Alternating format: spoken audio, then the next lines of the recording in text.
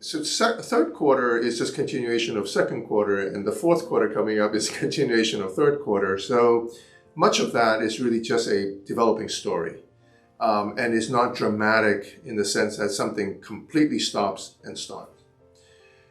So the bend and break whole idea was a lot of discussion have been had since January this year, when the Fed started talking about raising rates. And the idea was, is it going to be soft landing? Is it going to be hard landing? Is it going to be bull in the China shop? Is it going to break things? Is it not?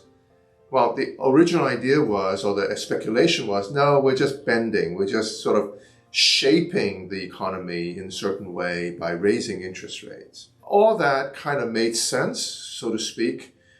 But also, we were also expecting at that time, if you may remember, talking about transitory inflation, which proven quickly not to be the case.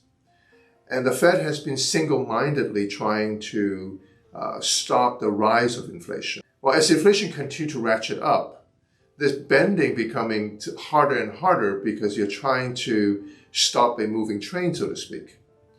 So the Fed has raised rates slowly and then decided, no, that's not working, or it's not going to work on a timely basis. So it decided to what they call front loading, meaning that the economy is well, unemployment is low, people are spending. So we need to take advantage of when the economy is doing well, take advantage of it by doing what? By raising rates quickly.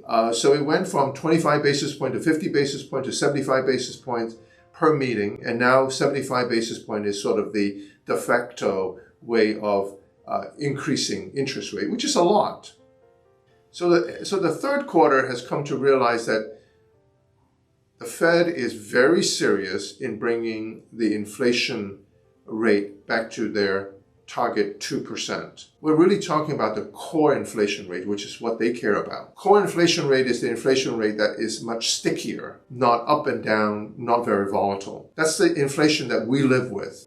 So they want to make sure that inflation rate comes down to 2%. Right now it's over 6%.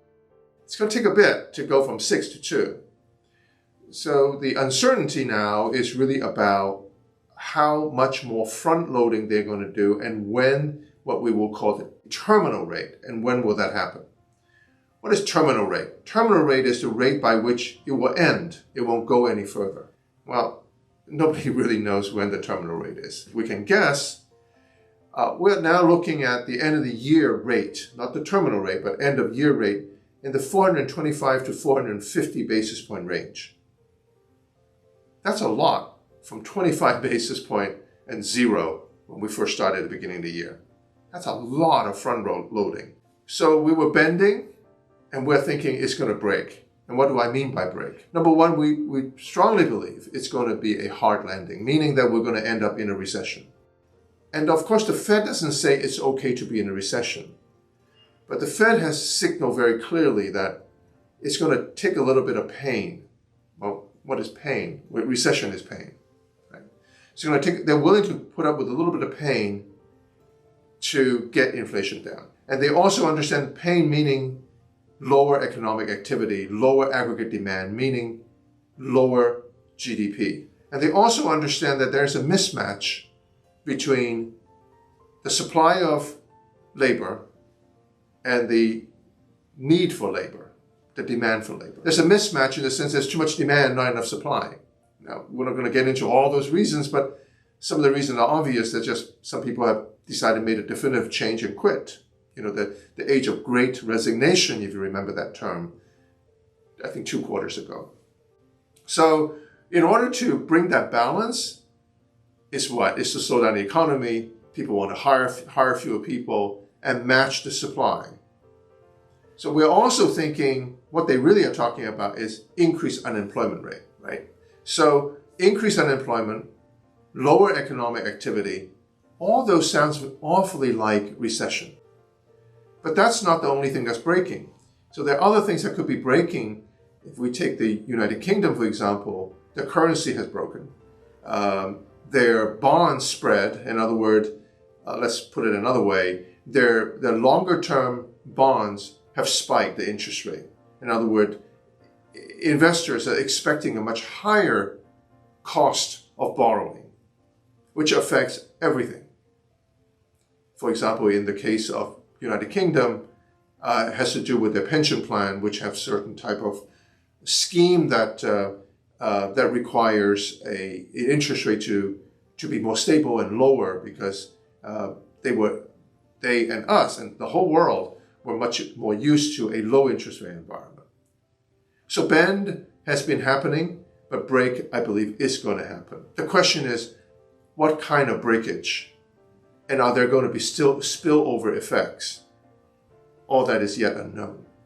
So I think 2023 is going to come up to be even more challenging as we stand here or sit here in 2022 in the final quarter. And so 2023 is looking like more challenging. There will be more interest rate hikes. We're looking at probably 425 right now. We're probably looking at 500 for 525. So that's another 75 to 100 basis point to go from the end of this year. That is really meaningful. If we can afford our homes, to buy homes now at 6+ mortgage rate, we're not likely to be able to afford it at 7+, 8+ mortgage rate. So those are things that is real life that affects all of us. But that's what we are thinking, that's what we're looking at. And finally, of course, this has been a credit-driven, excited economy ever since the global financial crisis, making interest rate very low, making us all want to take risk, make us all want to go borrow and spend, makes our balance sheet much more debt-driven. That's going to hurt us if interest rates go up, because the cost of servicing our debt has just ratcheted up. So all those things are happening, and it's hard to envision that's going to be smooth and going to be okay, so to speak.